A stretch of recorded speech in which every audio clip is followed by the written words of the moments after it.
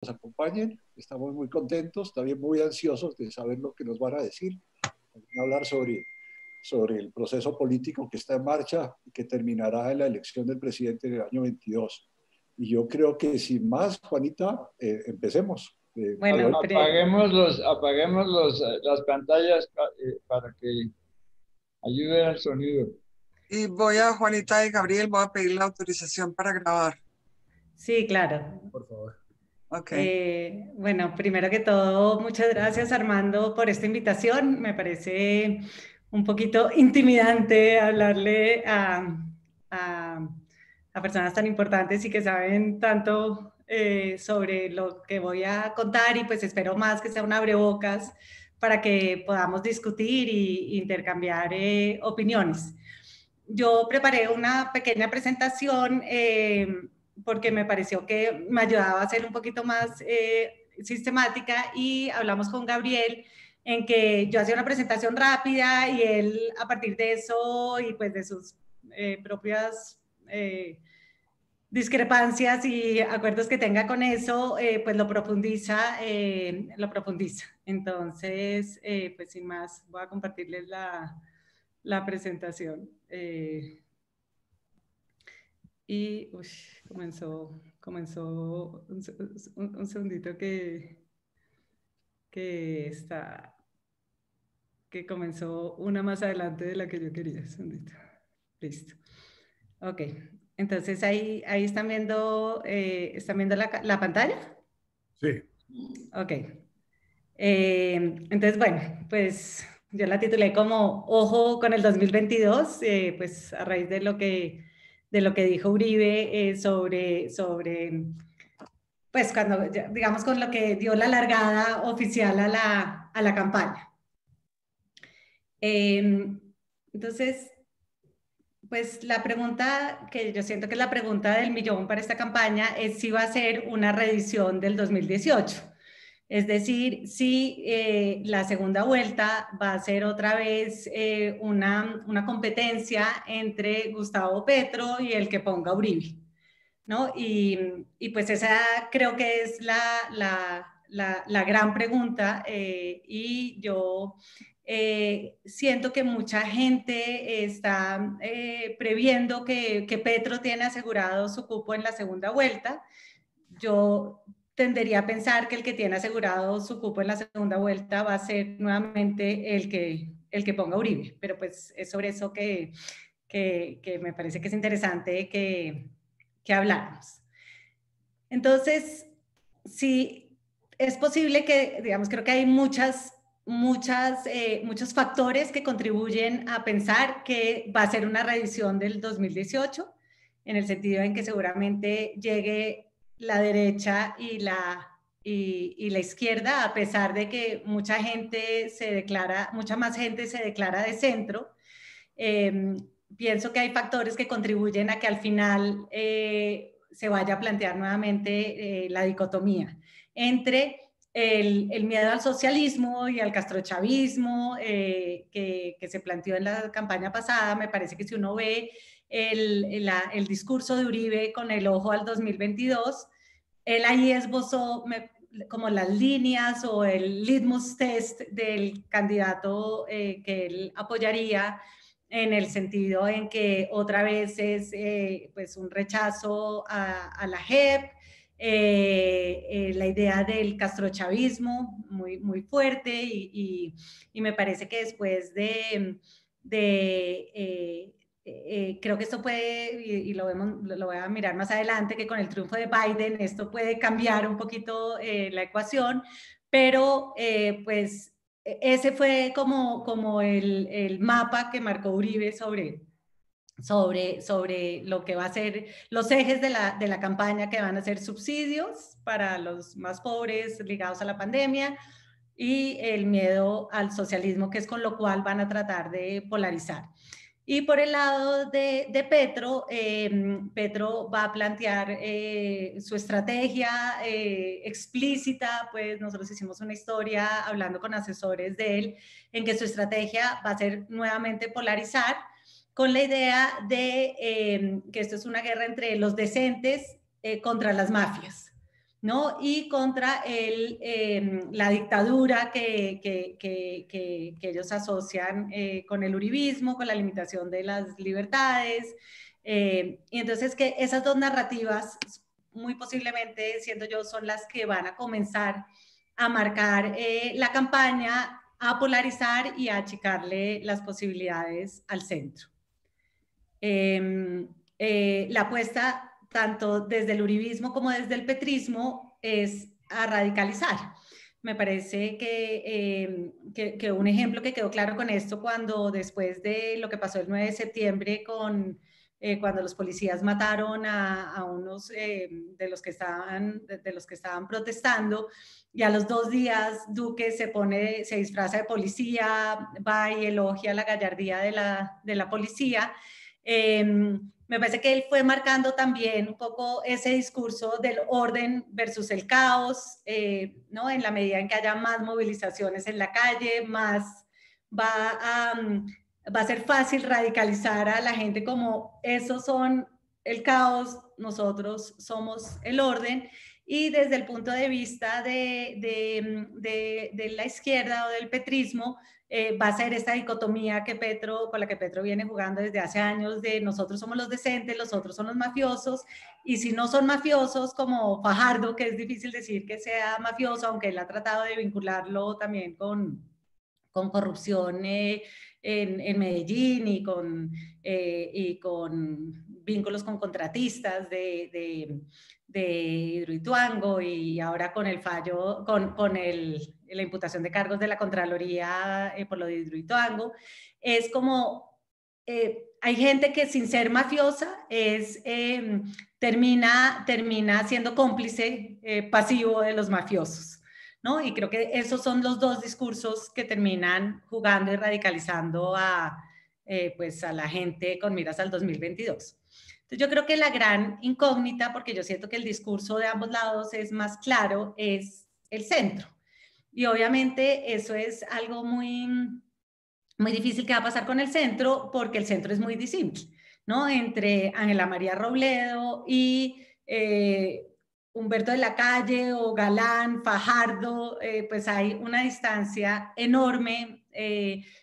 Tienen aproximaciones al modelo económico, a cómo se hace la política. O sea, pues Fajardo tiene el discurso anticorrupción y Roy Barreras pues es un típico politiquero que lo único que los une pues es como la defensa del acuerdo de paz.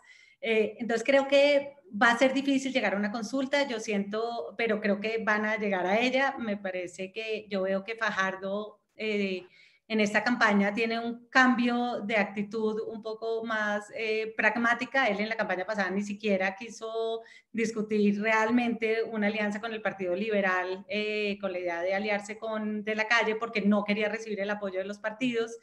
Hoy en día ya lleva varias reuniones, incluso con Roy Barreras, que me parece que indican que él va a tener una aproximación más pragmática a la contienda, pero me parece que no va a ser tan fácil, y más cuando cuando digamos que Roy Barreras se está acercando más a Petro, Benedetti. Entonces creo que ese centro va a ser más fragmentado, y la pregunta ahí es si todos estos se enfrentan, ¿quién sería el candidato? Yo creo que ahí realmente, aunque Fajardo parece el más fuerte en este momento, Ángela María Robledo, que es a quien Claudia López y Angélica Lozano han intentado con éxito quitársela al petrismo, creo que tiene muchas opciones en un eventual enfrentamiento con Fajardo. Y por el lado del uribismo,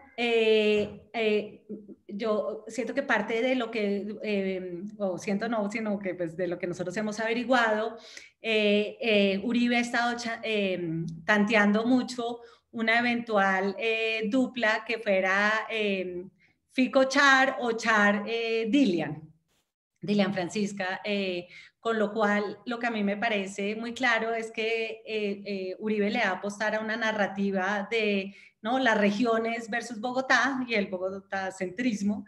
Y por otro lado, a mí me parece clarísimo que en las próximas elecciones el uribismo se va a terminar uniendo con las maquinarias electorales. Digamos, el uribismo y el clientelismo se van a unir juntos, y creo que eso hace una gran diferencia frente a la campaña, por lo menos para la primera vuelta pasada, en la que Duque pues mantuvo a los políticos más lejos en la primera vuelta, y el uribismo le apostó durante mucho tiempo como una cosa más antipolitiquera, por lo menos en el discurso. Esta vez yo siento que desde el principio esa alianza se va a dar. Y creo que eso la hace, y creo que eso es lo que hace que tengan más chances de llegar a la primera vuelta, de que sean el candidato a derrotar. Obviamente, ¿qué pasa? Va a depender mucho de un contexto externo y de un contexto interno. El contexto externo, creo que ya la primera dicotomía ya se saldó en contra del uribismo, y es el hecho de que hubiera ganado Biden. Creo que el triunfo de Biden recoloca a Duque, y de hecho es interesante que desde que ganó Biden, ahora Duque ha comenzado con el cuento del extremo centro, que fue algo que él manejó todo el tiempo en campaña, pero que ha recuperado, y bueno, Gabriel pues sabe muchísimo de eso y va a profundizar en eso. Creo que la trayectoria que tenga el COVID pues va a ser muy importante, y sobre todo qué va a pasar con la vacuna y el acceso a la vacuna en Colombia, que pues dependerá mucho también de la capacidad del gobierno de negociar con otros países, y de la capacidad de producción de la vacuna externamente, y pues qué tan fuerte y honda vaya a ser la recesión mundial por cuenta del coronavirus, y pues ustedes saben eso pues más que yo. Y en el contexto interno, pues el curso que tome el proceso de Uribe, yo creo que eso va a tener un impacto. Una cosa es Uribe capturado y condenado, y otra es libre. Ahora que pasó a la fiscalía, lo que yo anticipo es que si de aquí al 2022 no lo han exonerado, el proceso va a estar pues en curso sin llegar a una decisión, con lo cual puede ser que no tome pues que no juegue como un rol importante en la campaña, pero si lo llegaran a condenar o a capturar de nuevo, creo que eso cambiaría mucho el ajedrez de la campaña. Lo segundo es lo de la vacuna del COVID. Ayer, me imagino que ustedes vieron, el ministro de Salud contestó un derecho de petición de un senador de un representante de Cambio Radical, en donde decía que el 70% de la población, con lo que han negociado a hoy, se terminaría vacunando en el 2022.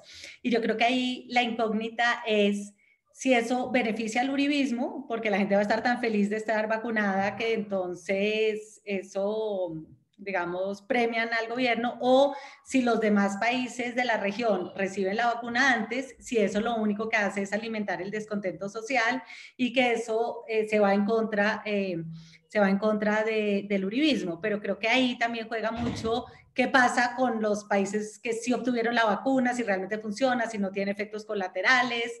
Y bueno, creo que ahí hay un tema. Está el tema de las marchas. A mí la impresión que me da es que las marchas que lograron movilizar a toda la población, que lograron, que tenían como un potencial democratizador muy grande el año pasado, creo que con el tiempo no solo han ido perdiendo fuerza porque el Comité del Paro pues no logró conectarse y tener como una agenda que realmente como que representara a las demás personas que salían, sino que creo que con el tiempo se está convirtiendo casi como un sindicato que no logra sacar adelante las reformas que propone, pero también inhibe otras reformas que se necesitan hacer. Entonces, me parece que las marchas y de la actitud que tengan los que convocan a las marchas, los que incentivan esto, creo que va a tener un papel en las elecciones del 2022. Me parece que todo el tema de la brutalidad policial que Claudia López ha puesto en la agenda, y que es realmente, los abusos policiales son realmente muy estructurales, se pueden volver un tema grande en la campaña y otra fuente de polarización. Y creo que eso también influye quién pueda llegar a la segunda vuelta. Y están el desempeño de lo que nosotros llamamos las alcaldías de los Quijotes en la silla vacía, que son aquellos alcaldes que lograron vencer las maquinarias en las pasadas elecciones. Está la de Bogotá, la de Medellín, Cúcuta, Cartagena, y creo que si esos Quijotes, no, pues Quijotes entre comillas, no logran demostrar que realmente ellos son capaces de gobernar, que vale la pena apostarle a esas alternativas, creo que las opciones del centro se reducen. En esa medida me parece que tan bien o mal le vaya a Claudia López en Bogotá, va a ser absolutamente determinante, no solamente por el peso que tiene electoral Bogotá, sino porque creo que una gran alcaldía de Claudia le quitaría mucha fuerza al discurso de Petro. Y incluso al discurso uribista, digamos que creo que eso le ampliaría las opciones al centro, sobre todo porque Claudia quiere jugar un papel deliberado en esa campaña. También está la incógnita del rol de Duque. A mí me pareció que a partir de la captura de Uribe, él se radicalizó mucho más a la derecha, ¿no? Con este discurso de defensa de la policía, como con un discurso mucho más fuerte sobre el orden, sobre la religión. Pero después del triunfo de Biden me parece que se ha vuelto a correr. Lo que a mí sí me queda claro es que los subsidios que el gobierno va a dar y relacionados con el COVID, pues pueden jugar un rol a favor del uribismo, pero al mismo tiempo sí realmente tiene que hacer esa reforma tributaria que está proponiendo Anif, pues me parece que eso sería mortal para el uribismo y le quitaría chances de llegar a la segunda vuelta. Entonces yo creo que, pues ya para concluir, esta va a ser una campaña que se va a decidir más que en los medios tradicionales, se va a decidir mucho en las redes y en las emociones que se mueven en las redes, y en esa medida creo que eso contribuye a la polarización y no le beneficia al centro, que parece pues que le queda más difícil conectarse como con esa indignación que se mueve en las redes. Creo que los subsidios estatales van a jugar un papel fundamental, como lo jugaron los de Familias en Acción en el 2010. Creo que la actitud y lo que suceda en la calle, en las movilizaciones que haya el próximo año, también van a ser determinantes, la actitud que tenga la policía, que tanto se controle o no el vandalismo. Creo que lo que suceda con la vacuna va a generar un clima de optimismo o descontento que me parece que no se puede subestimar.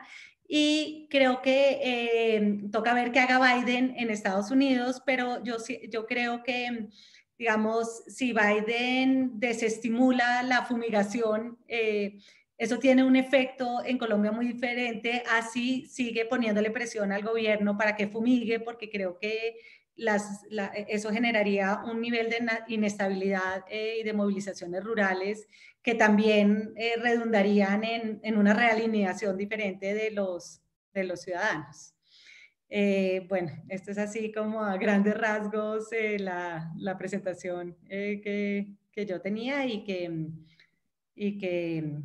bueno, creo que eso le da pie a Gabriel para profundizar en otros asuntos. Muchas gracias, Juanita. Muy, muy interesante. A ver, Gabriel, adelante. Bueno, pues creo que he preparado también unos slides, ¿no? Una presentación que complementan muy bien lo que Juanita dijo y nos permite hacer un contrapunteo que voy a tratar de poner aquí. Sí, ¿se ve ahí? Sí, señor. Bueno, no, creo que esto complementa muy bien lo que acaba de decir Juanita, y yo me voy a ir por la vía de las herejías y tratando de ser un poquito desafiante en cuanto a las conclusiones y en cuanto a lo que estoy viendo hoy, y aclaro que me refiero a hoy, y yo diría que a hoy el centro no existe. La política electoral en general es binaria, y más en la posmodernidad creo que el centro está atrapado en esa realidad y creo que el centro hasta ahora ha sido una construcción conceptual, un mecanismo de clasificación e identificación ideológica. Realmente el centro es más una actitud, no es una organización política, no es un programa, no es una categoría electoral en el sentido estricto del término. Entonces creo que el centro y todos que creemos en el centro y que creemos en las ideas de lo que llamamos el centro, pues nos encontramos como que hay una indefinición muy grande y quizás en Colombia realmente el centro solo ha existido durante el Frente Nacional, cuando se creó por razones institucionales, por razones de una determinación para acabar la violencia, o sea, la polarización. Lo colombiano es la polarización, es lo connatural la política colombiana, y es reforzada esa polarización con el régimen presidencialista y por el sistema electoral. Necesariamente el bipartidismo, aunque ya no se llame bipartidismo en el sentido estricto o teórico, pues el bipartidismo sobrevive. ¿Sobrevive de qué manera? Por la vía de la primera y la segunda vuelta. Y yo creo que el centro hay que verlo como una buena excusa para inventarse un mecanismo para tramitar aspiraciones personales. Creo que eso es realmente lo que está en discusión y no es tanto un programa, ni una ideología, ni un planteamiento, porque he oído algunas personas que dicen ahí es que rayar la cancha y los que capamos en esa cancha estamos del mismo lado. Creo que la rayada de la cancha es muy difícil, dada la pluralidad de perspectivas de centro, y más bien lo que hay es que inventarse un buen mecanismo para tramitar aspiraciones personales que todavía no existe, aunque he visto algunas ideas interesantes. La verdad es que para mí el centro es Motherhood y Apple Pie. Es donde la gente se ubica cuando no tiene claridad y es lo que más convenientemente pues refleja un poco la actitud de la mayoría de las personas y pues es lo correcto y es lo que conviene y es donde uno se sentiría, porque uno no se siente bien. Me refiero a la gente que encuestan, por lo general no se siente bien diciendo que es de un extremo a la otra, a menos que tenga una posición bastante determinada y muy clara. Entonces, cuando uno ve encuestas sobre el centro, se da cuenta que realmente el centro es una cosa bastante amorfa y hay que tener mucho cuidado en creer que existe, porque de lo contrario, las ideas que sí deben estar en el centro se diluyen, se pierden y un programa de centro puede perderse esencialmente porque no reconocemos que no existe una organización, que eso no es una organización, que eso no es una propuesta electoral, por lo menos por ahora.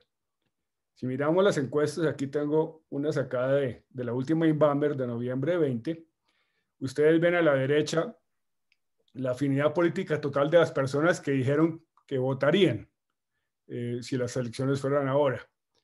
Y vemos que la derecha es el 36.5%, o la gente se identifica con la derecha como 36.5%, el centro el 30.2% y la izquierda 16.3%, sin corriente política el 17%.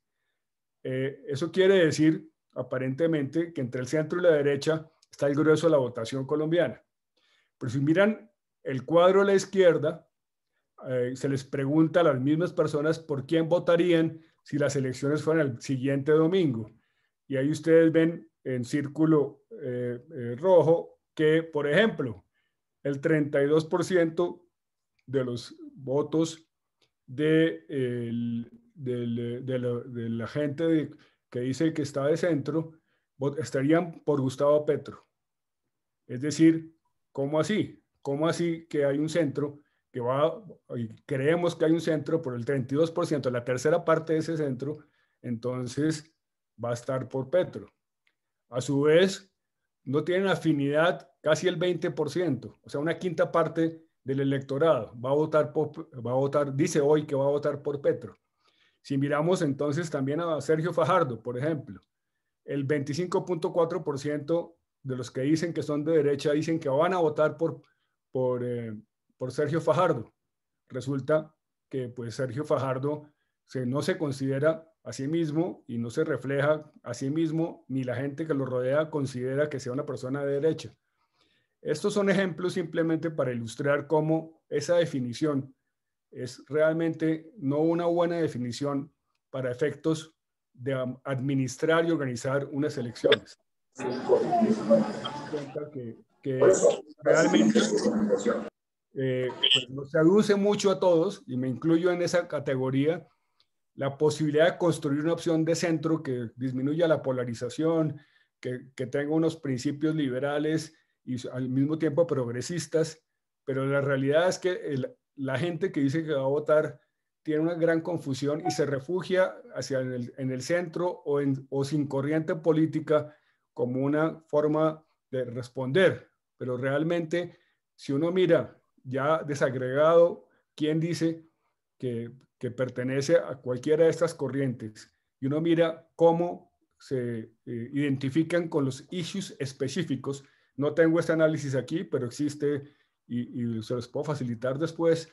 Si uno mira los issues específicos, pues realmente la posibilidad de creer que hay esta definición en el comportamiento electoral o ideológico así de clara es muy difícil. Y creo que es uno de los problemas que tiene todo el tema del centro, porque hay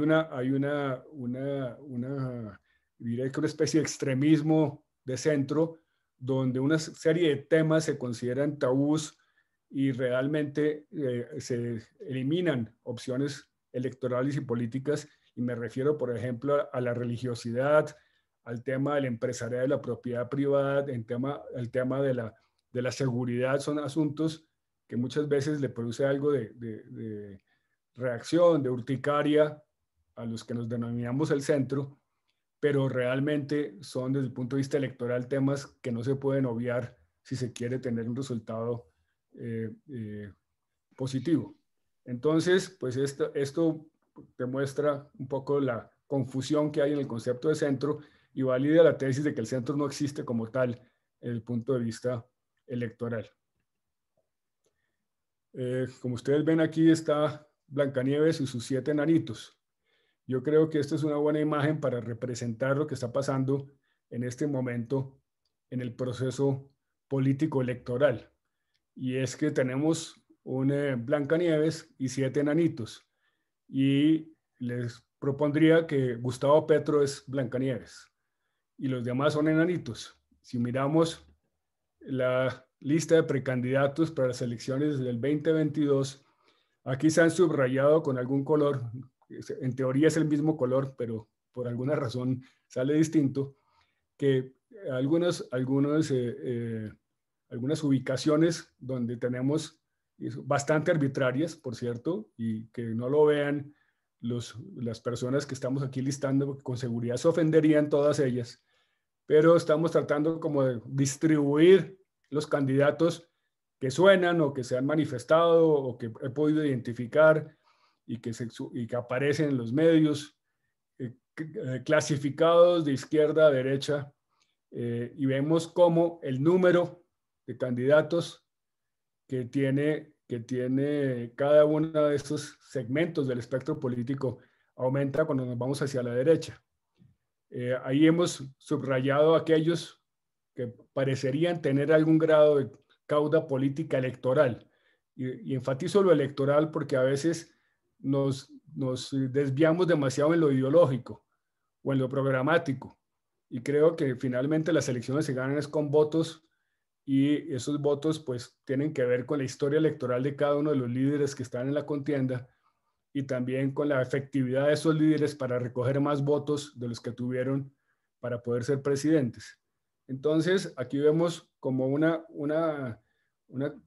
realmente una distribución de los candidatos potenciales, de los precandidatos, y vemos cómo hay muchos en la extrema, en el lado derecho de la pantalla, que son los que corresponderían a un espacio, un subconjunto, digamos, llamémoslo de derecha, donde realmente si uno los mira con cuidado, sí, tienen algunos votos, pero la mayoría no los tienen.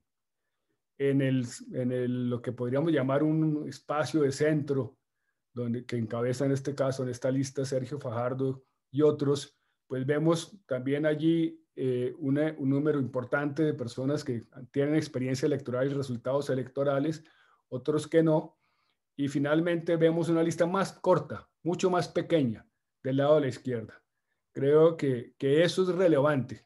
el número de personas que aspiran, que se creen que están en el juego y que creen que están actuando con posibilidades de ser candidatos y entrar en algún tipo de proceso para ser escogidos como posible candidato de una coalición que involucre cualquiera de esas tres columnas que ustedes ven allí. Entonces, la conclusión de esto, pues es que tenemos, si miramos la intención de voto de los que dicen que van a votar de todas maneras en el 2022, encontramos que esencialmente Gustavo Petro tiene el 25.9% de esas que manifiestan a Invammer que de los que manifiestan que van a votar. Claramente, lo que esto sugiere es que hay algunos que están obligados a hacer consultas.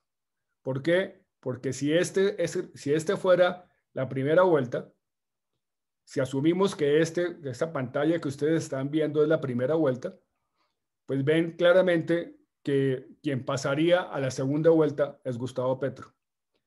Y claramente el fajardismo o el centro, o como se le quiera llamar, y la derecha, o Marta Lucía, o Carlos Holmes, o los que sean de la lista que acabamos de mirar, pues saben que no tienen juego si esta es la distribución a la dispersión que tendríamos de los electores en la primera vuelta.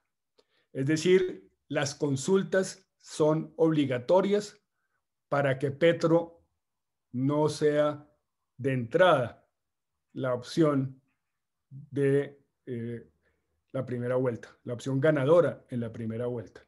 Es decir, se necesitan consultas, pero ¿quién las necesitan y para qué? Y para quiénes son casi que obligatorias.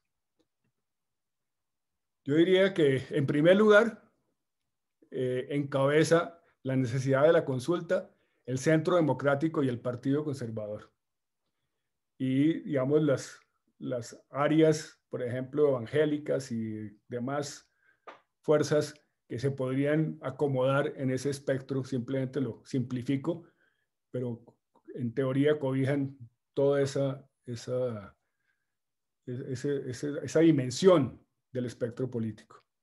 El Centro Democrático y el Partido Conservador necesitan inevitablemente una consulta y están buscando un Mesías. Ese Mesías se habla de Luis Alberto Moreno, de algunos de los exministros que están en esa lista, en fin. El Centro Democrático y el Partido Conservador están en busca de un Mesías con muchas dificultades, dada la proactividad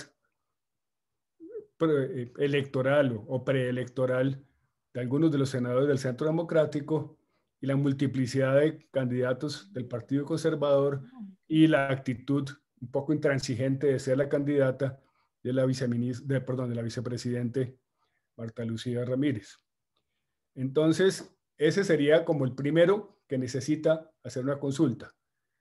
Y una consulta que debe estar orientada a morderle a lo que hemos creado como columna de la mitad, el centro. Cómo atrae hacia esa consulta actores que están en esa columna del centro. Y sin duda, pues claramente Fajardo solo, como aprendió de una manera un poco dolorosa, pero Fajardo, los progresistas y los liberales saben que sin una consulta, sin un mecanismo para resolver sus aspiraciones personales, es imposible que tengan una opción de jugar de verdad a la segunda vuelta. El que realmente no necesita una consulta es Petro. Gustavo Petro no necesita una consulta, puede que se la invente, como ocurrió la vez pasada, pero no la necesita. Y eso le da una fuerza muy grande frente a estas opciones, una fuerza en el sentido de que no se ve todavía y va a sacarle mucha distancia al Centro Democrático, Partido Conservador y a Fajardo, progresistas y liberales, les va a sacar mucha distancia de campaña en la medida en que estos estas dos corrientes necesitan la consulta y se demorarán en construir una opción clara para el 2022. Es decir, el que uno necesite una consulta para tener candidato frente a un candidato que claramente no la necesita o es difícil que la construya de una manera real, pues favorece a ese candidato, y creo que la necesidad de la consulta que tienen estos dos segmentos favorece a Petro. Si miramos aquí en la encuesta de Inbamer, hicieron unas comparaciones de posibles candidatos ya resultado de esa elección de consulta. Casi que estamos ante realmente tres vueltas. Una vuelta de consultas, donde se terminará el candidato del Centro Democrático y Partido Conservador y Derechas, y se determinará el candidato del fajardismo, progresistas, liberales. Entonces, aquí Inbamer asumió, evidentemente, que los que son anclas son Fajardo y Gustavo Petro, y contrasta esas dos anclas contra opciones de la derecha. Y claramente lo que se ve es que la que se encuentra en una posición más débil, aparentemente, es el Centro Democrático y el Partido Conservador y la derecha. Es decir, vemos que las anclas, Fajardo y Petro, son mucho más sólidas, asumiendo que Fajardo fuera el resultado de esa consulta, cosa que realmente está por verse, y vamos a ver por qué creo que no es tan claro que ese sea el resultado. Y también, si ustedes se fijan, esencialmente la diferencia entre las dos anclas, entre Fajardo y Petro, y va un poco a la tesis que nos plantea aquí la presentación. Y creo que claramente Juanita puso el punto evidente de que estamos en la discusión si esto va a ser una repetición o no de las elecciones anteriores, del 2018. Claramente veo aquí que ustedes ven que las diferencias entre Petro y Fajardo no son muy lejanas al margen de error. No son muy lejanas al margen de error, y que, digamos, para efectos de perspectiva, deberíamos asumir que están, o creería yo que se debe asumir que están en las mismas circunstancias. Pero miremos qué hay en el tema de elecciones versus encuestas. Quizás esta es una deformación de politólogo, pero tiendo a respetar las encuestas, pero creer más en las elecciones o en los resultados electorales. Y creo que diría otra herejía, y es que Petro es el político más eficaz electoralmente de los que están contemplados en esa lista que acabamos, o en esas listas que les presenté. De todos esos, el político más eficaz electoralmente creería que a hoy es Petro. Si miramos qué pasó en las elecciones del 2018, tenemos a un Iván Duque con el 39.34% de los votos, un Gustavo Petro con 25.08%, Sergio Fajardo con 23.78%, Vargas 7.30% y De la Calle con 2.05%. Entonces, vemos que Petro y Fajardo tienen resultados parecidos de participación en la votación en la primera vuelta, pero no son equivalentes, y no son equivalentes por varias razones.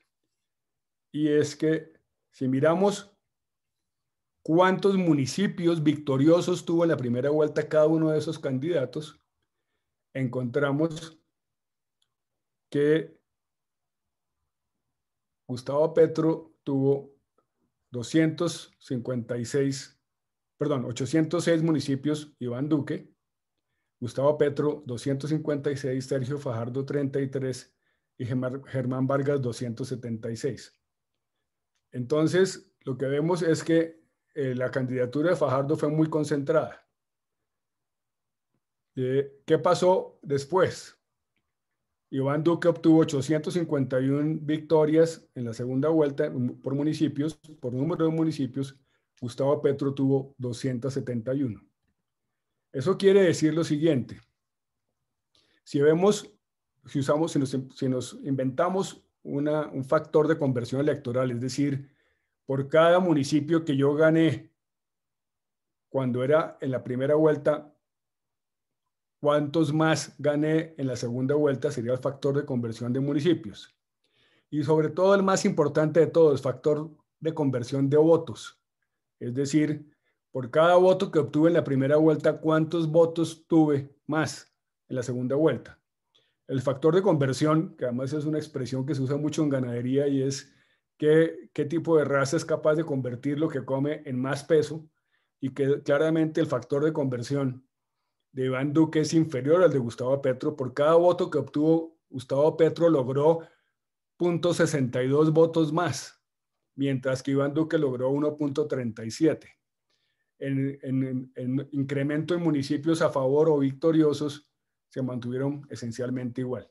Esto es para justificar o tratar de arguir que Gustavo Petro es una máquina de producir votos, y eso va a ser muy relevante porque además no está constreñido por las limitaciones que impone un mecanismo de consulta. Voy al contexto que tan claramente Juanita expuso, y yo pongo aquí un contexto que favorece a Petro. Claramente el deterioro de la favorabilidad de Álvaro Uribe y del Centro Democrático es una realidad en las encuestas. No vamos a entrar a discutir ahorita o presentar los números, pero esa es la tendencia que se observa. Hay un sentimiento en ascenso de pesimismo. Las razones de eso pues son diversas, pero es así.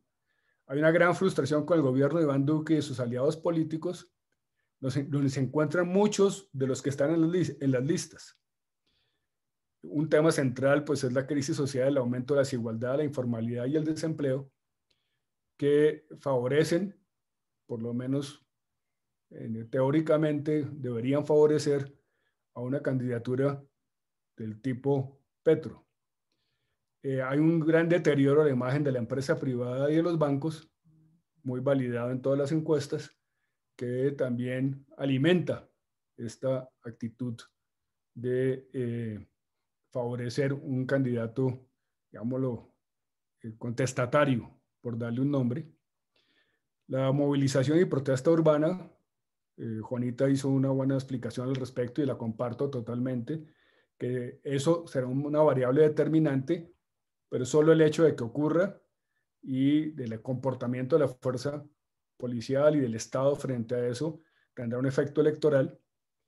Y finalmente, pues la victoria de Biden, no repetiré lo que señaló Juanita, pero diría que la victoria de Biden produce un efecto grande en un aspecto, además de los que ella mencionó, que es el de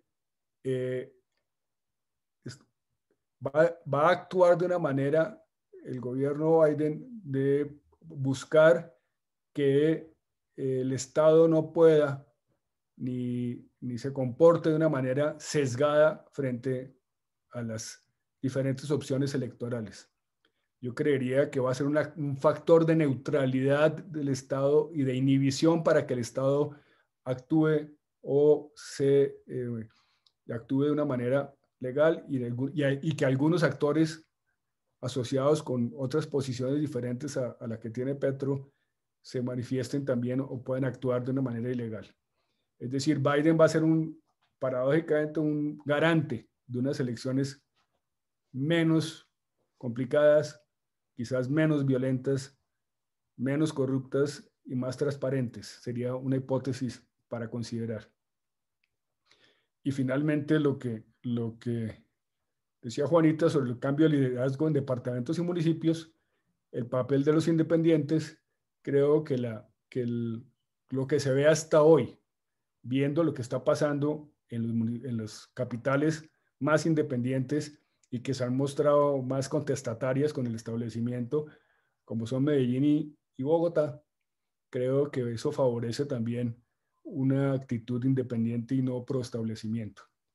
En conclusión, pues la verdad creo que estamos ante una situación donde el centro está en una situación de desventaja, donde la derecha tendrá que recorrer mucho camino y hacer muchas alianzas, y donde en este momento pues Blancanieves va a ser Petro. Muchas gracias, Gabriel. Yo creo que tenemos un material muy interesante, muy provocativo. Entonces quiero invitar a los asistentes a hacer las preguntas, a hacer comentarios, a levantar la mano para pedir la palabra. Adelante.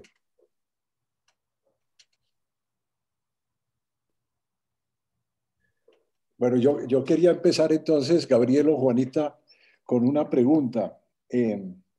Juanita decía que Uribe, la derecha va a arroparse de la clase política tradicional, como no lo hizo, por lo menos de una manera desembosada, Duque en la elección pasada. Pero ¿no ven ustedes también que Petro está también coqueteando y sacando gente de los políticos tradicionales?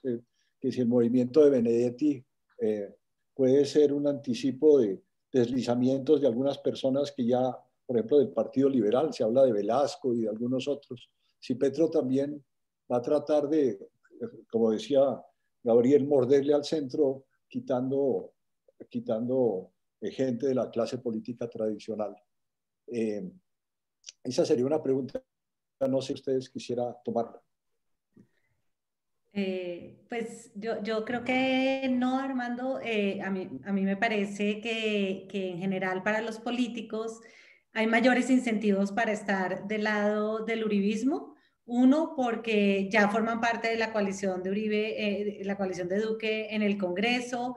Dos, por la cantidad de subsidios que está repartiendo el gobierno, con lo cual hay un mayor incentivo de ser la cara que entrega esos subsidios. Y tres, por la personalidad de Petro, que me parece que es kriptonita para cualquier tipo de alianza, para como que no genera suficiente confianza. Entonces yo creo que, claro, Caicedo en Santa Marta, pues él claramente va a estar con Petro, Sanguino, todos los políticos de izquierda. Yo siento que lo de Benedetti, yo no entiendo por qué Petro lo acepta, porque lo que creo a mi modo de ver es que le quita votos y no le pone. Entonces yo no veo un deslizamiento de políticos como de maquinaria realmente más allá de Caicedo que vayan a estar con Petro. Bueno, muchas gracias, Juanita.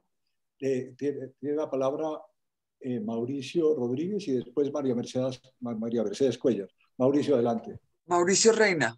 Mauricio Rodríguez, perdón. ¿Es Mauricio Reina o Mauricio Rodríguez? Adelante, Mauricio Reina, salvo que Mauricio Rodríguez quiera preguntar algo y le cedo. No. Primero Mauricio Reina va primero que Rodríguez. En el colegio. Gracias, Mauricio. Tengo dos preguntas para Gabriel y una duda de si le entendí bien a Juanita. La primera pregunta para Gabriel tiene que ver con el factor de conversión. Me parece muy interesante esa análisis. Sí se llama factor de conversión, creo que lo agarré bien. Pero ese no depende mucho, Gabriel, de quién sea el oponente en la segunda vuelta. Es decir, cuando uno dice que un candidato es muy eficiente al pasar de votos de primera vuelta a votos de segunda vuelta y a pasar de municipios en primera vuelta a municipios en segunda vuelta, eso creo yo que no habla tanto de la eficiencia del candidato como de quién sea su opositor, porque termina cosechando el desfavorable del otro candidato. Esa es una pregunta. La segunda, Gabriel, tú decías que los que tienen que hacer consulta están en desventaja contra Petro, que no tiene que hacer consulta. Y mi impresión de las últimas elecciones es que los que tuvieron que hacer consulta estuvieron mucho más expuestos a la vitrina pública mostrando ímpetu como el caballo que viene de atrás, pero todas las cámaras están sobre ese caballo y termina ganando mucha más favorabilidad, pues no sé si favorabilidad, pantalla, por lo menos vitrina por el hecho de haber hecho consulta. Y la inquietud para Juanita, no sé si agarré mal una frase, pero en algún momento, Juanita, tú dijiste que a todo el mundo le parecía súper obvio que Petro iba a pasar a segunda vuelta, pero que quizás no era tan seguro, ¿o te entendí mal? Esas son mis inquietudes. Entonces, arranco con las preguntas.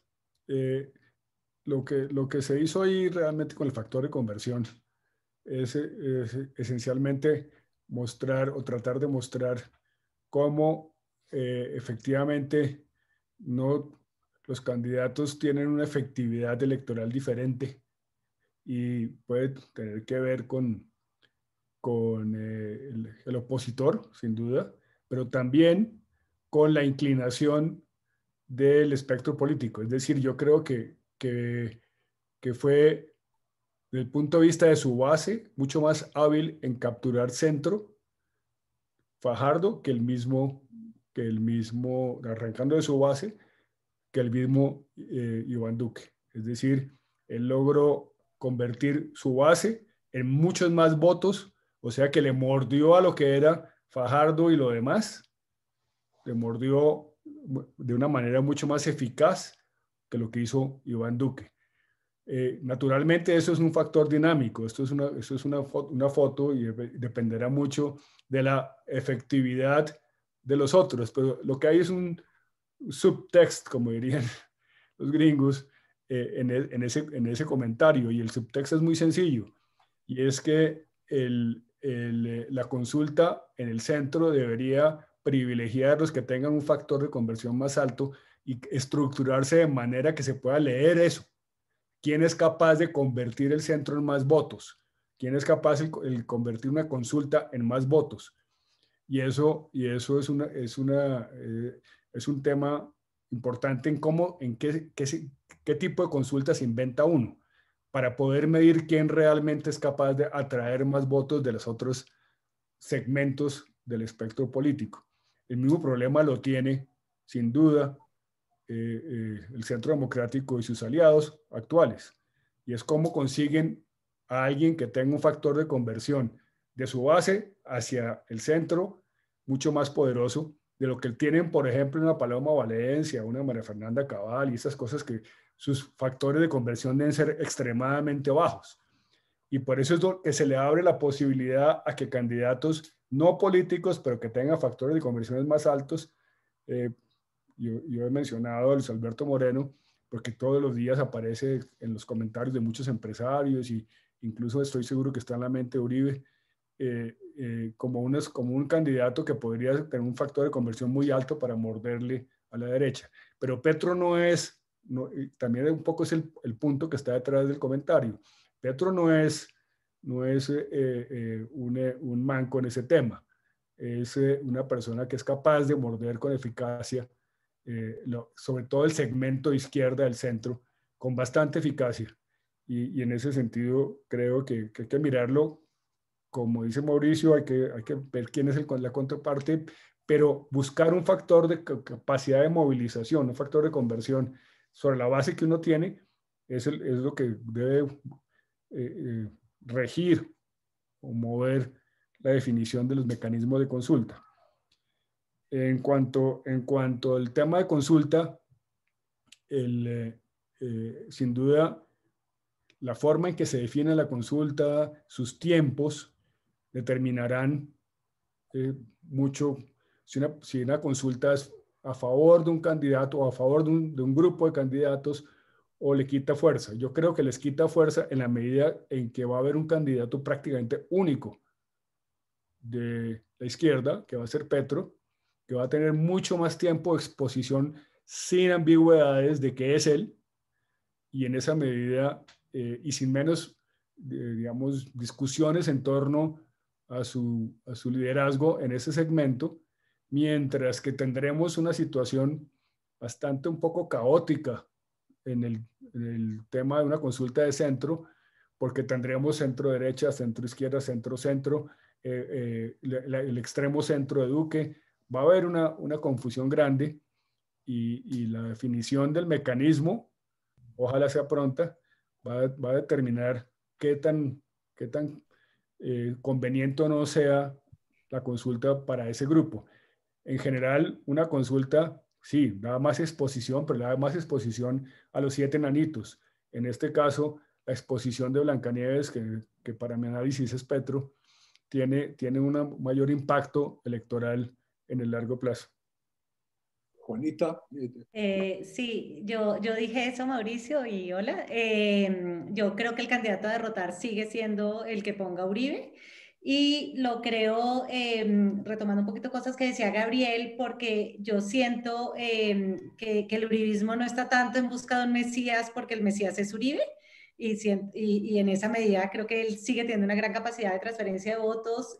Y dos, porque creo que si bien Petro les va a sacar distancia en lo que tú dices de que va a ser el candidato único, porque pues se va a inventar una consulta, pero va a ser de mentiras, con la propuesta de referendo que tiene el uribismo, ellos van a arrancar la campaña a partir de muy pronto el próximo año, lo cual les va a dar un gran nivel de exposición y en todo caso, pues Uribe, yo creo que es un político más eficaz incluso que Petro. Siendo muy eficaz Petro electoralmente, yo creo que no hay un político con una capacidad electoral como la que tiene Uribe, que creó un partido desde cero en meses y que además ha puesto los últimos, ¿no? Ha puesto 3 presidentes, eso me parece que es muy, muy grande. Y lo tercero, porque siento que si bien esa conversión que dice Gabriel, me parece que es un dato, que es un concepto súper interesante, yo me pregunto qué tanto esa conversión estuvo influida por estar a puertas del acuerdo de paz y porque había como la sensación de que el uribismo lo iba a enterrar.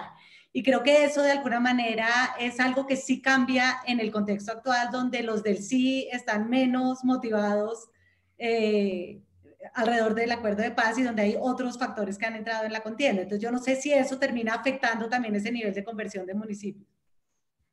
Muy bien, gracias Juanita. Tenemos varias personas que han pedido la palabra. Invito a María Mercedes Cuellar y después a Alejandro Linares. María Mercedes, adelante. Mil gracias, Armando. Juanita ahorita hizo algo que me lleva a replantear un poco la pregunta que iba a hacer, que es haber mencionado la paz. Realmente yo quería comentar que es indudable que nosotros tenemos 2 personas que tienen una capacidad de movilización de votos impresionante, pues que es Álvaro Uribe y Gustavo Petro. Sobra decir pues que Álvaro Uribe le ha ganado pues porque lleva manejando el país durante 20 años poniendo los presidentes.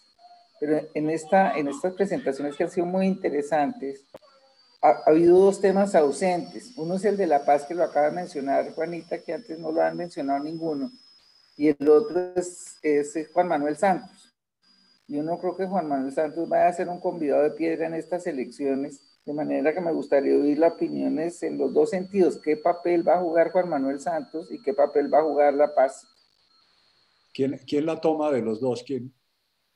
Okay. O se la reparten. A ver, Juanita, ¿es usted? Yo puedo tomar la de La Paz y Gabriel toma la de Santos, que lo conoce más. No, hagámoslo al revés, hagámoslo al revés. Dale. Entonces, yo creo que Santos, María Mercedes, siento que él tiene muy poca capacidad electoral. Sí, yo creo que si algo demostró Santos es que él no es bueno para conseguir votos. Yo creo que él es muy bueno para otra cantidad de cosas, pero yo siento que él, para movilizar votos, creo que él no genera emociones en la ciudadanía. Y creo que él tampoco es tan bueno para movilizar, sobre todo porque creo que si bien él sí tiene influencia en algunos políticos y en algunos partidos, las elecciones presidenciales no la definen los partidos, sino los ciudadanos.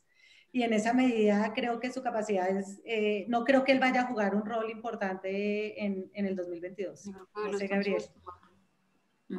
Bueno, creo que desde el punto de vista electoral estrictamente hablando, coincido totalmente con Juanita en cuanto al rol de Juan Manuel Santos, pero quisiera hablar un poco del rol de la paz como tema, como pregunta María Mercedes. Creo que la paz como tema va a ser irrelevante y nuevamente es una herejía lo que estoy diciendo, lo sé, pero pero la seguridad no. Son dos temas muy diferentes, y lo que ocurrió es que la paz y la guerra fueron la dicotomía sobre la seguridad durante mucho tiempo, pero esa dicotomía en cierta forma está superada. El alineamiento izquierda-derecha no se va a dar en torno a la guerra, en torno a la guerra o la paz, se va a dar en torno a la desigualdad. Entonces, la desigualdad va a ser el factor diferenciador, y en eso Petro tiene una ventaja gigantesca frente al centro, y en particular frente al centro democrático y la derecha. Es decir, el diferenciador grande no va a ser la paz, como sí lo fue en elecciones anteriores, y la seguridad sí va a ser un tema, y por eso decía que uno de los problemas que le veo al centro es su urticaria, su escozor con los temas de seguridad. Desafortunadamente, no hay una posición realmente constructiva, inteligente, como lo veo yo, así, digamos, elaborada para enfrentar ese tema, pero sí creo que la paz, que seguirá siendo un desafío muy grande para el Estado y para el país como problema de política pública, no lo va a hacer como problema de política electoral. Entonces creo que en esa medida también pues desaparece un poco la influencia de Juan Manuel Santos, en la medida que es el mascarón de proa del proceso de paz. Gracias, Gabriel. Ahora sigue Alejandro Lins y después Mauricio Rodríguez. Alejandro, adelante. Gracias, Armando. Una pregunta de la percepción que tengo yo de cómo está funcionando la política hoy en día, y es, ¿cuál ven ustedes que sea el rol del Partido Liberal? Que lo vi en una de las presentaciones de Gabriel, estaba el Partido Liberal como en la mitad, pero yo tengo la percepción de que, dado el manejo político de la coalición hoy en día, el Partido Liberal está más cerca de Duque que su jefe. Digamos, en otras palabras, veo a Gaviria solo, defendiendo la paz y defendiendo otras cosas, pero los senadores y representantes liberales ya están del lado de Duque. La pregunta es, ¿cómo ven esos liberales jugando en el contexto que ustedes expusieron? Sí, yo tengo la misma percepción, Alejandro. Me parece que la mayoría de los liberales están muy jugados hoy en día con Duque. Yo creo que ellos están jugados como con la mermelada, con la burocracia, y yo veo a Gaviria jugado con Char. Entonces, realmente yo creo que eso hace que también se acerquen al uribismo. Ok, Gabriel, ¿tienes una opinión sobre el tema? Sí, creo que el verdadero liberalismo va a ser el nuevo liberalismo. Creo que el galanismo va a revivir, ya está reviviendo. Es posible que el Consejo de Estado le entregue nuevamente la personería jurídica la Corte Constitucional, y es posible que, si no es así, de todas maneras, el papel que jugó Carlos Fernando Galán, y que en las encuestas aparece Juan Manuel Galán jugando, creo que el liberalismo lo va a heredar es el galanismo. Y en esa medida, pues va un poco a hacer un juego menor el que puede hacer el partido en esas elecciones, con tendencia a ubicarse en una coalición de centro-derecha, desafortunadamente para el juego que ha tratado de hacer el presidente Gaviria, que no está correspondido, no tiene una respuesta equivalente, y coincido en eso, en los parlamentarios. Entonces creería que ese liberalismo va a fluir desde el punto de vista electoral y de votos un poco hacia la opción del galanismo. Creo que la única cosa que de pronto puede cambiar un poco el mapa es si Alejandro Gaviria entra a jugar como precandidato, en cuyo caso creo que eventualmente el Partido Liberal, o por lo menos como la facción más cercana a Gaviria, podrían apoyarlo, pero él entraría más como candidato del Partido Verde que del Partido Liberal. Gracias, Juanita. Ahora Mauricio Rodríguez y después Antonio Celia. Mauricio, adelante. Gracias, Armando, de nuevo, y gracias, Marta, por este foro. Gracias, Juanita y Gabriel, por los estupendos análisis. un factor clave es el estado de la economía en todas las elecciones. Y no solamente el estado de la economía, sino la tendencia de los meses previos a las elecciones y las proyecciones de corto plazo. Y es probable, bastante probable que en ese momento, en el 2022, cuando se haga la vuelta cero y la primera vuelta y la segunda vuelta, la economía esté recuperándose y esté creciendo a un buen ritmo y el desempleo esté cediendo. Y el gobierno tendrá una narrativa y por lo tanto la derecha tendrá una narrativa de haber superado lo peor de la crisis, las cosas van por buen camino, ojo, no arriesguemos lo que nos ha costado tanto recuperar, no pongamos en peligro la reactivación. ¿No creen ustedes que ese probable escenario de una economía en franca recuperación, a la que se le puede sumar algo o bastante mejoría en el tema de la salud, de la vacuna, etcétera, etcétera, puede ser un viento bastante a favor de la derecha?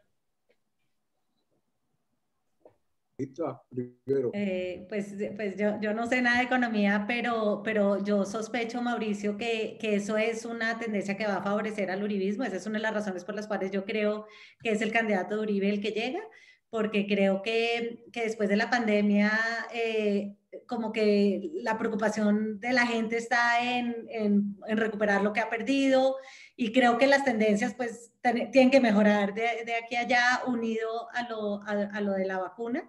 Entonces creo que eso va a ser clave, y que por eso yo creo que mucho de la agenda del tema va a estar más entre el caos y el orden, la seguridad, la estabilidad, más que la revolución, ¿no? Entonces creo que si a eso se le agrega la migración de los venezolanos, que tenderá a aumentar por lo que pasó en Venezuela la semana pasada, no, yo creo que esas cosas favorecen opciones que ofrezcan más certezas que grandes promesas de cambios radicales. Entonces, yo coincido contigo.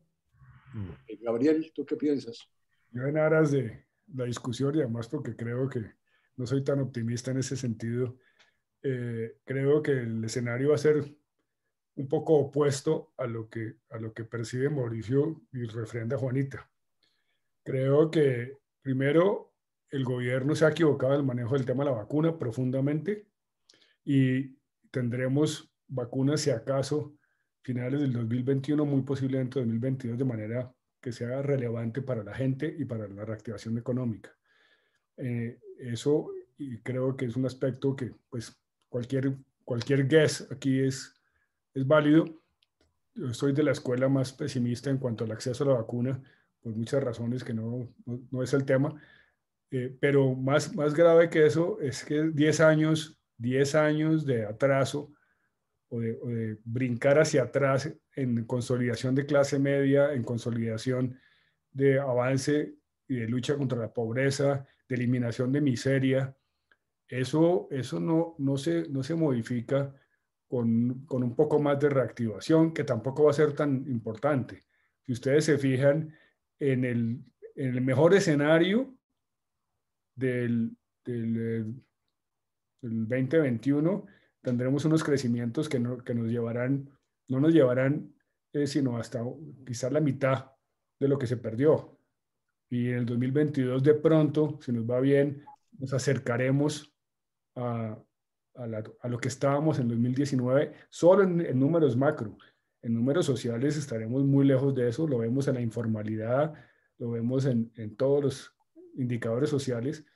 Entonces, yo sí creo que el caldo de cultivo económico, social, no conducirá a un respaldo electoral del Centro Democrático y de su obra de gobierno, porque nadie se va a quedar quieto desde el punto de vista de la otra orilla en señalar a los responsables del deterioro que están viviendo las mayorías colombianas.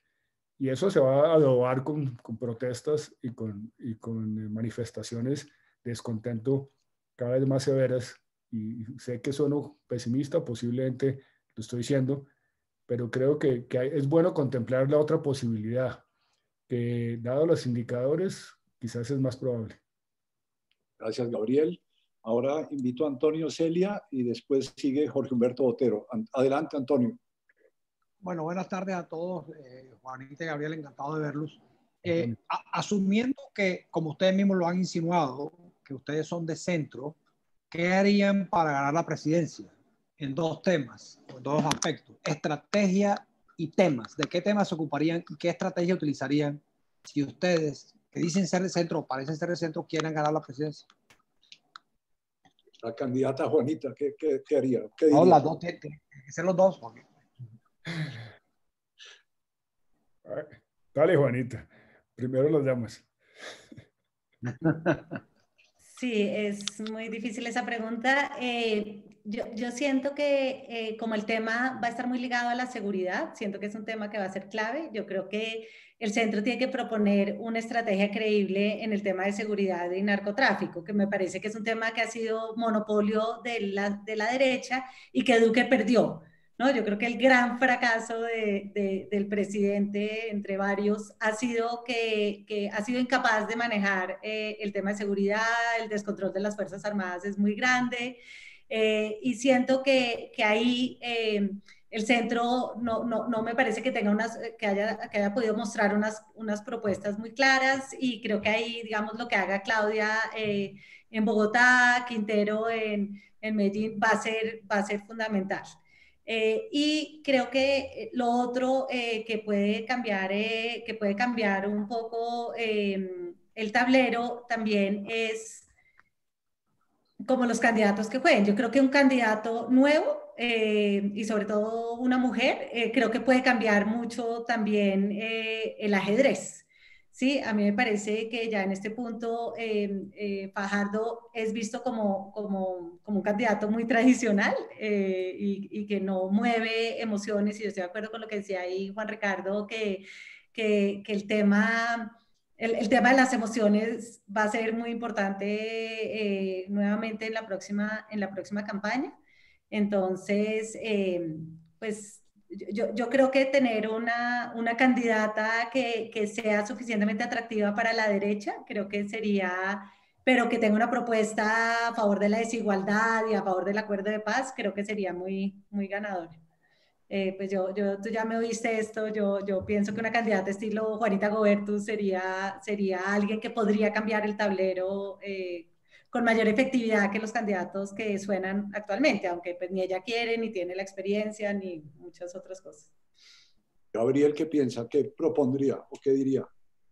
Yo creo que la estrategia. Como un tema de estrategia, me parece que el problema del centro es que es demasiado centro. Y eso, pues en un contexto de polarización y de temas álgidos, no es eficaz electoralmente. Y me refiero, por ejemplo, a temas como temas de seguridad nacional y de seguridad ciudadana.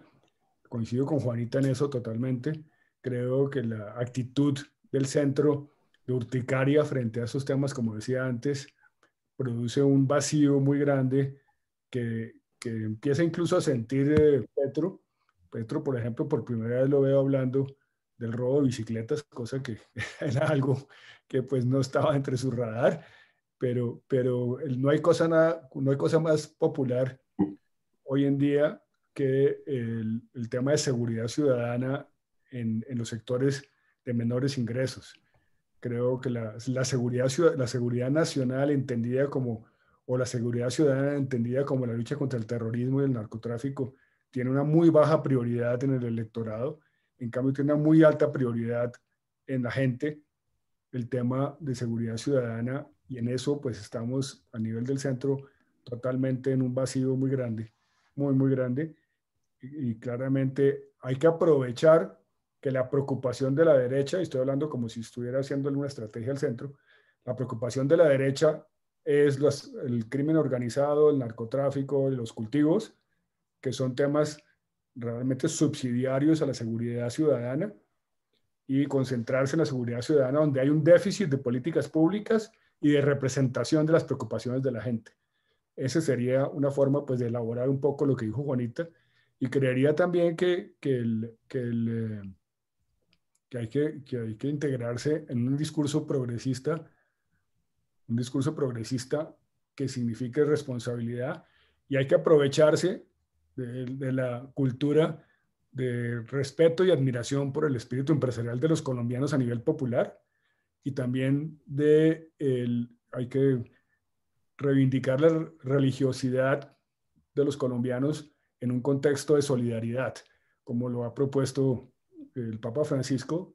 Y nuevamente, como los del centro le tenemos cierta aversión a los temas religiosos, no somos capaces de encontrar oportunidades en los discursos progresistas de la Iglesia que en cierta forma tengan empatía con una ciudadanía altamente religiosa, como lo demuestran todas las encuestas. Entonces, creo que si no rompemos un poco los paradigmas clásicos de la izquierda, el ateísmo, el anticlericalismo, unas actitudes que el tema de seguridad no es lo nuestro, si no se rompen esos paradigmas, la derecha no tiene mucha opción. Gracias, Gabriel.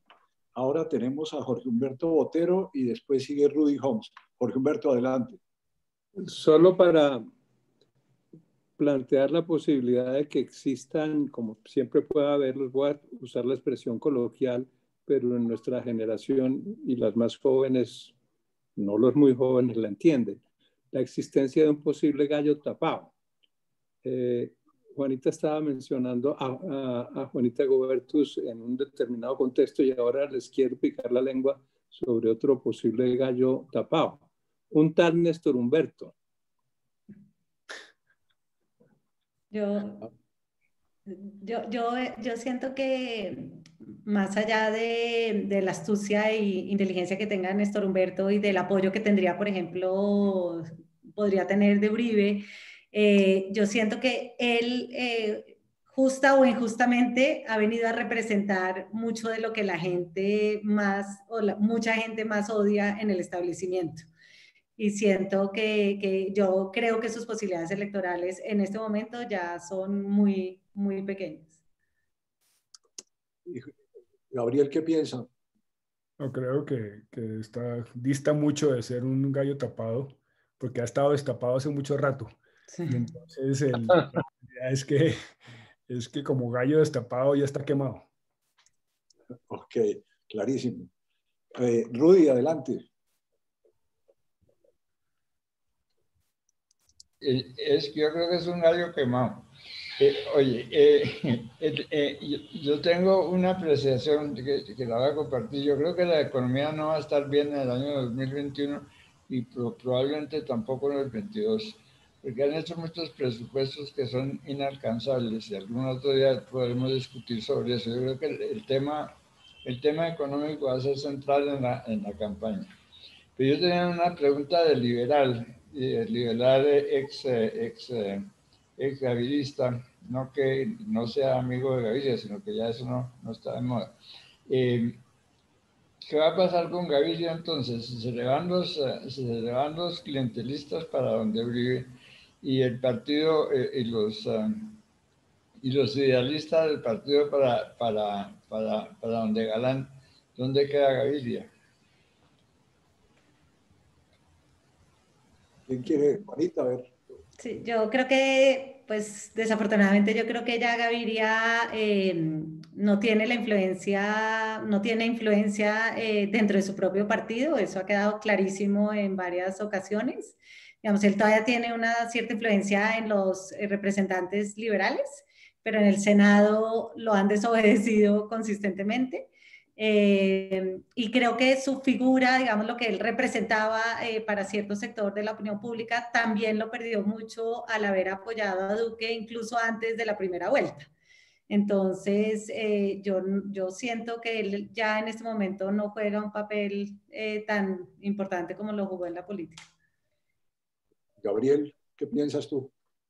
Yo creo que es el director del partido y hay una estructura legal y real que no es menor en cuanto a su capacidad de jugar en temas de avales, dosos y de habilidad desde el punto de vista de construir opciones para estar en la baraja de las discusiones. Y no lo desestimaría tan rápidamente particularmente los que lo conocemos desde muy joven, no es una persona que esté acostumbrada a perder, ni tampoco que no tenga los recursos de manejo, sobre todo institucionales, a partir de su control sobre el partido, para poder jugar un papel que va a ser relevante.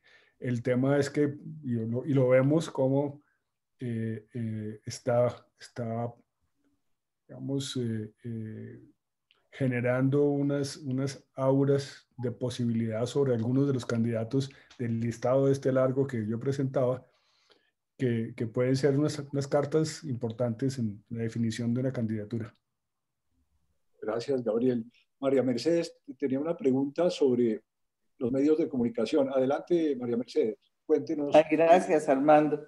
No, yo preguntando 2 veces, pero es que yo creo que en las últimas elecciones, sobre todo en los Estados Unidos, ha habido un papel súper importante de los medios de comunicación y las redes sociales. Entonces me gustaría como, ¿qué opinan y qué creen que va a pasar con eso? Soy la que sabes, Juanita, de esa vaina. María Mercedes, yo creo que los medios, yo creo que las redes sociales cada vez van a jugar un papel más importante y creo que van a ser muy importantes en las próximas elecciones. Nosotros hemos venido cubriendo cómo alrededor de Petro han ido surgiendo una cantidad de nuevos portales, como lo surgieron alrededor de Uribe en el 2000, como desde el 2008, que comenzaron El Expediente, Los Irreverentes, El Nodo, y ahora alrededor de Petro hay varios portales que han ido cogiendo fuerza y que creo que ellos tienen una capacidad no solo de mover como la indignación y hacer el bullying total contra diferentes personajes, contra periodistas, contra políticos, sino que tienen una capacidad de amplificación grande de la indignación que le beneficia a Petro. Entonces, yo creo que eso va a jugar un papel. Creo que pues Facebook seguramente jugará un papel importante, más que pues los editoriales de los periódicos o las columnas de opinión, que yo creo que eso, que cada vez eso tiene menos importancia. Pero Uribe también maneja mucho las redes sociales, ¿o no? Totalmente, y además porque él ya tiene una telaraña de medios alrededor de él también, y sobre todo de unos tuiteros, de unas bodegas que replican los mensajes, crean tendencias, y ahora con Semana creo que también Uribe cuenta con un activo con el que no contaba antes, ¿no? Creo que ¿Semana es de Uribe ahora? Pues digamos, técnicamente no, pero es un medio que se ha movido a la derecha de manera notoria y que creo que eso pues le beneficia también a él. Interesante. Sobre ese punto, uno de los elementos que creo que garantizan que la elección será binaria es ese. Claramente lo que hacen o lo que alimentan estas redes es esencialmente una actitud binaria del electorado. Y eso pues incrementa la polarización y vuelve al punto original de lo que yo decía, de que pues es inevitable que esto sea una elección esencialmente al estilo antiguo, con otros protagonistas y con otros actores y con otros partidos y con otros nombres. Pero esencialmente esto va a ser una confrontación muy sectaria, profundamente sectaria, en gran medida gracias a las redes. O sea, yo creo que hay una pequeña posibilidad de que haya algún candidato del centro que genere esperanza y que movilice alrededor de eso, pero creo que tiene que ser un candidato que maneje muy bien las redes y eso tampoco pues es tan fácil. Muy bien, gracias Juanita, Gabriel. Santiago Montenegro, adelante. Gracias, muchas gracias a los dos, Juanita y Gabriel, muy interesante esas apreciaciones. Yo tiendo a estar de acuerdo con ambos en el sentido de que, pues Gabriel decía que esto es binario, ¿no? Es binario. Y Juanita también opina que va a ser algo parecido, ¿no? Orden versus caos o algo así. Y en ese sentido, no sé, de pronto hay un actor ausente que a mí me preocupa mucho y lo he manifestado pues así aquí en este foro y en mis columnas, que es el narcotráfico, aunque Gabriel decía que ese tema no va a ser tan importante. Yo sí estoy muy preocupado por lo que ha avanzado el narcotráfico, el poder que tiene para corromper la política, para financiar a grupos armados ilegales.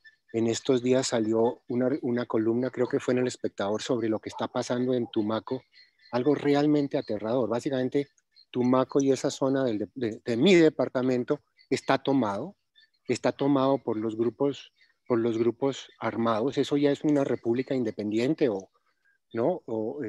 Lleno de mexicanos, que usted oye hablar con acento mexicano a gente con collares de oro. Bueno, una cosa aterradora. Y Juanita también mencionaba eventos que pueden suceder, ¿no? Ataques armados a guarniciones militares o terrorismo en las ciudades. Yo creo que eso no se puede descartar. Es que eso hay mucha plata involucrada y desarmar, digamos, esa expansión del narcotráfico que ha crecido tanto desde el 2013. Yo no sé, a mí sí me preocupa mucho eso y lo veo como un elemento muy importante para lo que viene. Juanita, Gabriel. Dale, Gabriel. No, sigue. No, yo creo que eso va a tener influencia en la medida en que termina volviendo el tema de seguridad más importante en la agenda, le eleva el nivel a la agenda, pero no tanto en que ellos se vayan a meter a jugar políticamente y a sobornar candidatos o algo así, porque lo que yo veo es que los narcos hoy en día son muy diferentes, están más interesados en el negocio que en la política. Entonces, creo que es más a ese nivel del tipo de ambiente que generan y de las emociones que generan en la gente y de quién les puede ofrecer una promesa de seguridad que a ellos les parezca más creíble. Yo creo que puede tener más influencia, Santiago, por ejemplo, cosas que salgan del informe de la Comisión de la Verdad que lanza su informe en junio del próximo año y de lo que suceda en la JEP. Creo que eso también pueden ser factores que cambian un poco el clima en algunos sectores. Gabriel. Yo creo que desde el punto de vista de políticas públicas, Santiago tiene toda la razón.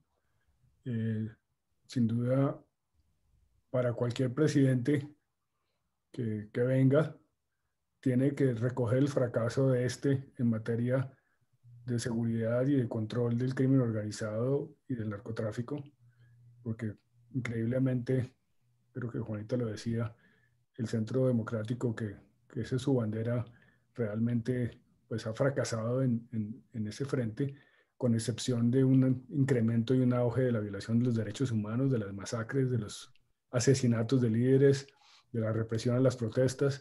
Es decir, el lado reaccionario de la seguridad democrática está en su esplendor, más su lado de efectividad está en su decadencia. Entonces, el siguiente gobierno sin duda tendrá que asumir eso como un desafío de política pública principal en materia de seguridad. El problema es que en Colombia no tenemos un sistema como el americano de colegio electoral, hablando de lo que viene este lunes. Y creo que esas prioridades se esconden en la dictadura de las mayorías y por eso, digamos, no se reflejan con la contundencia que debería ser en el proceso electoral. Es decir, si Cauca tuviera 2 o Nariño tuviera 2 de los delegados a un colegio electoral equivalentes a los 2 que tiene Cundinamarca, pues esas prioridades estarían en la discusión. Entonces hay un elemento de federalismo de las prioridades, mucha ausencia de federalismo en el reconocimiento de las prioridades por la realidad electoral que hace que desafortunadamente sea un tema de Estado y de política pública y que cualquier presidente sensato debería asumirlo como tal, pero que electoralmente, desafortunadamente, es un asunto que no tiene el perfil ni la relevancia, a pesar de su infinita gravedad que todos compartimos aquí, estoy seguro, pero no la tiene desde el punto de vista electoral porque no hay la conexión y no hay la ponderación a esa agenda, la ponderación electoral necesaria para que esa agenda tenga la relevancia que debería tener en cualquier discusión pública.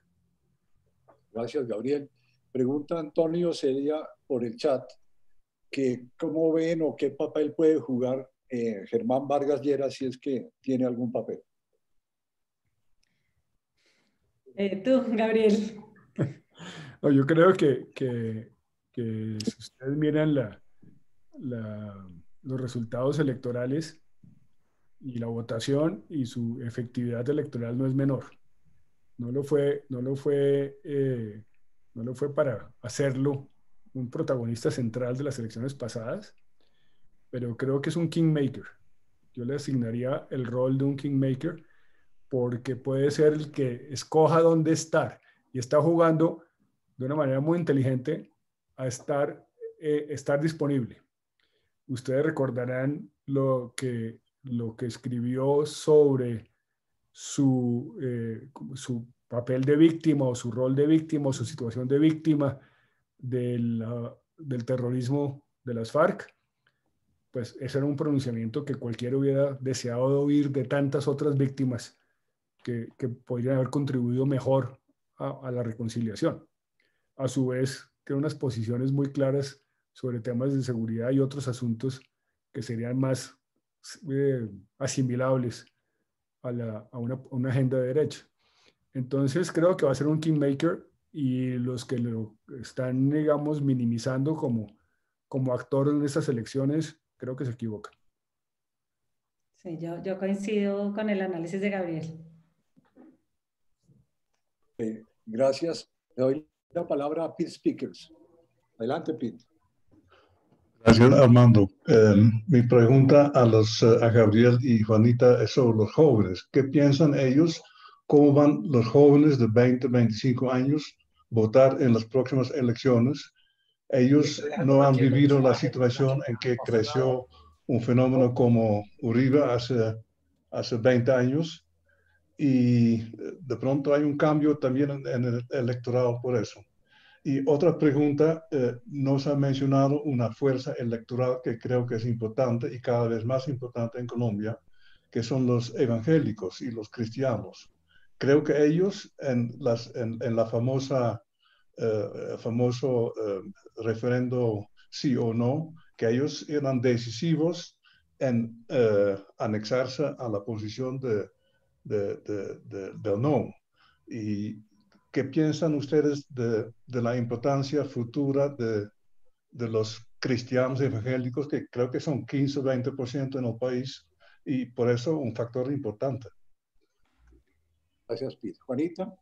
Me parece que es muy interesante esa pregunta, porque yo creo que los evangélicos juegan un papel importante solo cuando hay un tema moral muy en juego, ¿no? Y creo que en el proceso de paz, como hubo pues, fake news acerca de la ideología de género, pero venía reforzada por lo de las cartillas de Gina Parodi y que además Santos la puso a ella como gerente del plebiscito, equivocadamente a mi modo de ver, creo que movilizó mucho, como que unificó mucho a ese sector que normalmente pues vota por otros temas cuando eso no está en juego.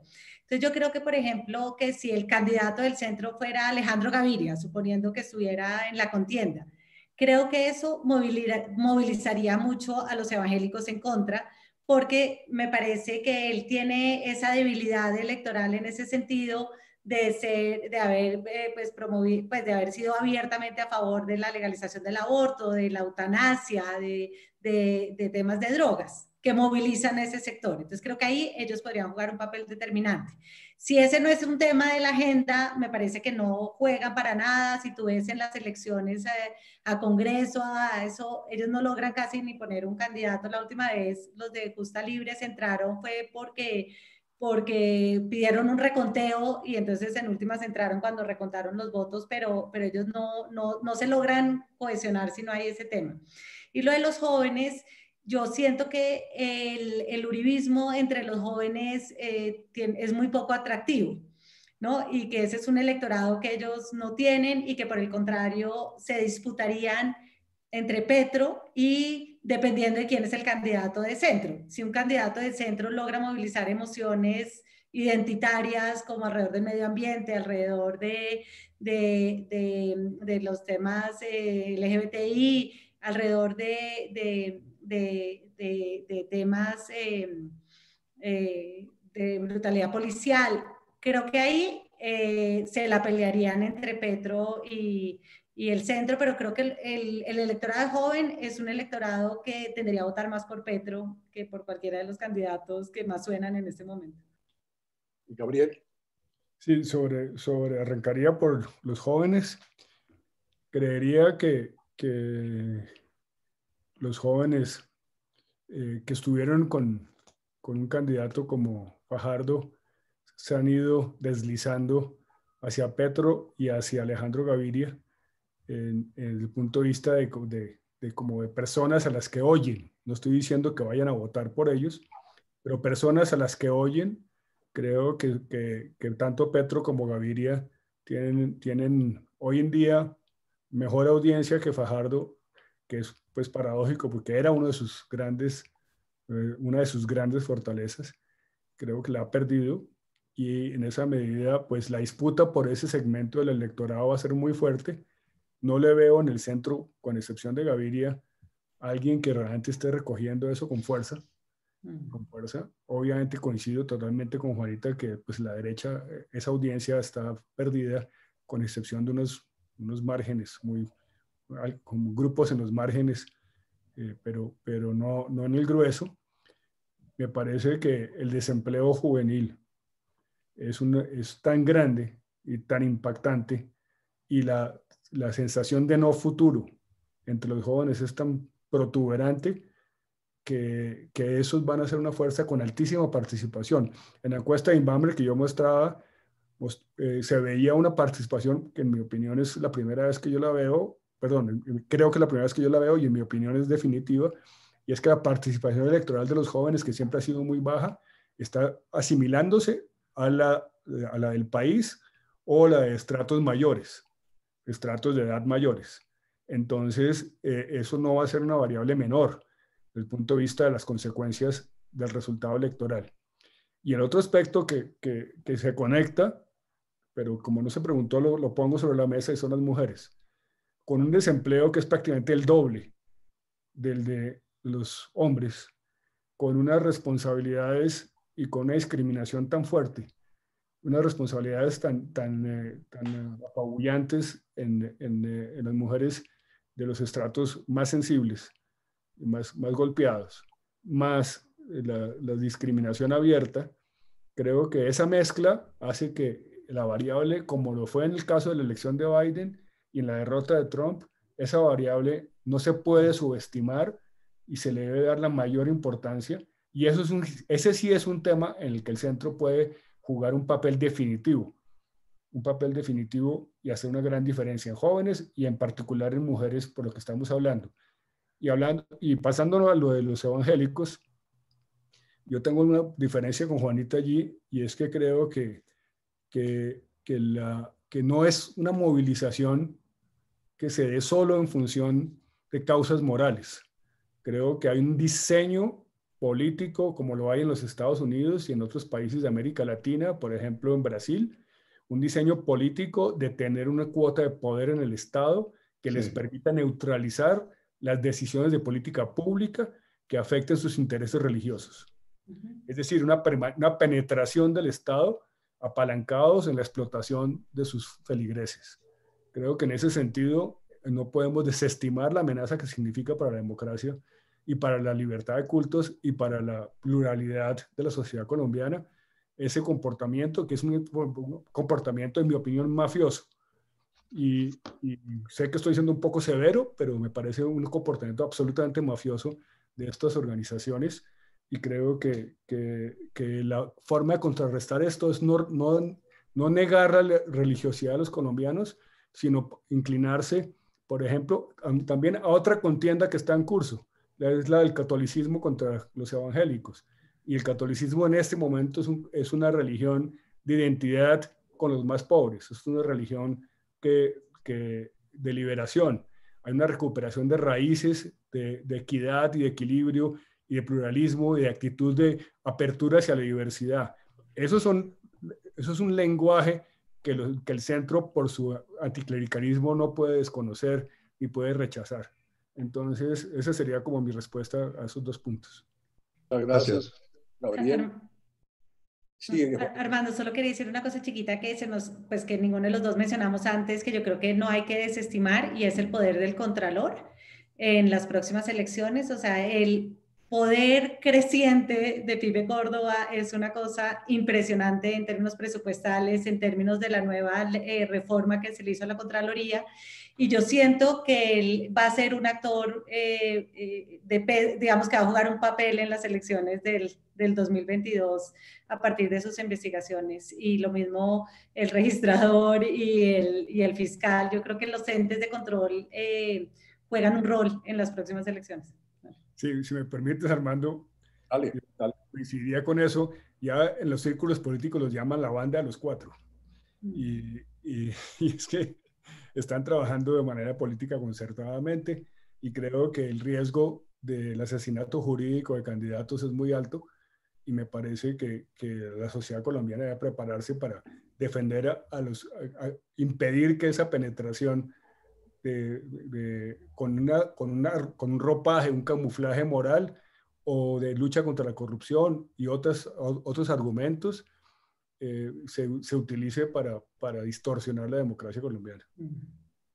Gracias, Gabriel. Estamos abusando de ustedes. Quiero rogarles que nos atiendan a otra pregunta. Alejandro Linares puso 2 líneas en el chat que la pueden ver. Yo no sé si es el mismo tema o son 2 temas separados. Alejandro, ¿por qué no nos explica su pregunta? Adelante. Armando, no era una pregunta, sino que, digamos, estaba preguntando sobre la corrupción, el tema de la corrupción, en el contexto de los 3 mosqueteros, que son 4, que están unidos y con un poder, digamos, burocrático muy importante en términos de campañas, sobre todo al Congreso. Sí, Alejandro, nosotros en La Silla hemos hecho varias historias alrededor de eso. O sea, Pipe Córdoba jugó un papel súper clave, por ejemplo, en la elección de Barbosa, ¿no? Tienen las esposas cruzadas en las entidades. Alex Vega, el registrador, también jugó un papel en elecciones. Toda la mermelada que Duque no estaba dando antes, la estaban dando era ellos. Y ahora Camargo en la Defensoría del Pueblo ha comenzado ya a darle puestos a fichas políticas. Entonces, eso, digamos, la capacidad de entregar burocracia y unos puestos de unos salarios bastante altos, unidos a su capacidad de bloquear candidatos. O sea, a mí me parece que el auto de Hidroituango, nosotros nos lo leímos las 2.200 páginas y me parece que es muy polémico, es muy polémica la imputación de los políticos más visibles, como por no supervisar a los delegados que tenían en la Junta, ¿no? Que es, digamos, como que si uno ve la argumentación era muy frágil ahí, y yo creo que eso es como una señal de alerta del tipo de cosas que ellos pueden hacer de aquí al 2022.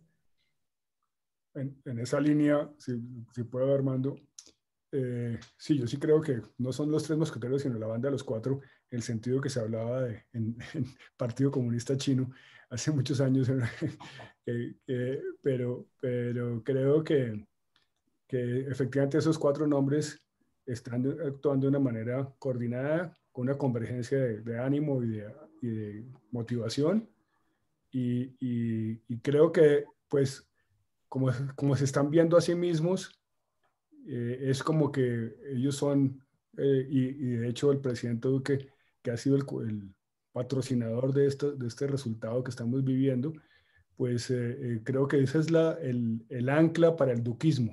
Y ustedes se reirán de que yo diga que el duquismo quiere existir. No, señores, el duquismo sí quiere existir y como extremo centro y como gran burocracia y con la capacidad de vetar e imponer limitaciones a la selección de los candidatos disponibles para la democracia colombiana.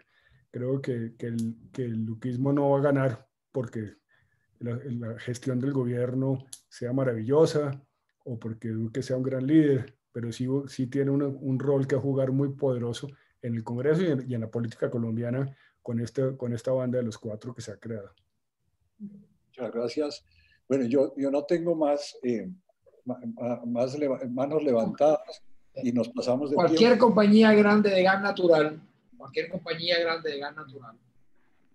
que esté necesitada o interesada. Aló, Antonio, ¿qué fue esto? Oye, no, estaba diciendo que estamos terminando, que hemos terminado, no tenemos más manos levantadas. Juanita y Gabriel, quiero agradecerles profundamente. Yo creo que ha sido una sesión excelente, hemos aprendido muchísimo. Ustedes han notado el interés que han despertado ustedes acá y quiero decirles que estamos muy, muy agradecidos y de pronto, dentro de unos meses, nos gustaría charlar con ustedes otra vez. Yo quiero invitar a todos los participantes que despidamos a Juanita y a Gabriel con un abrazo, pues que se lo merecen infinitamente. Muchas gracias. Muchas gracias. Gracias a ustedes. Muchas gracias. A ustedes. Excelente. Excelente. Un aplauso. Muchas gracias. Muchas gracias. Excelente. Excelente. Gracias, Antonio. Chao. Gracias, Muchas Gabriel. Gracias, Juanita.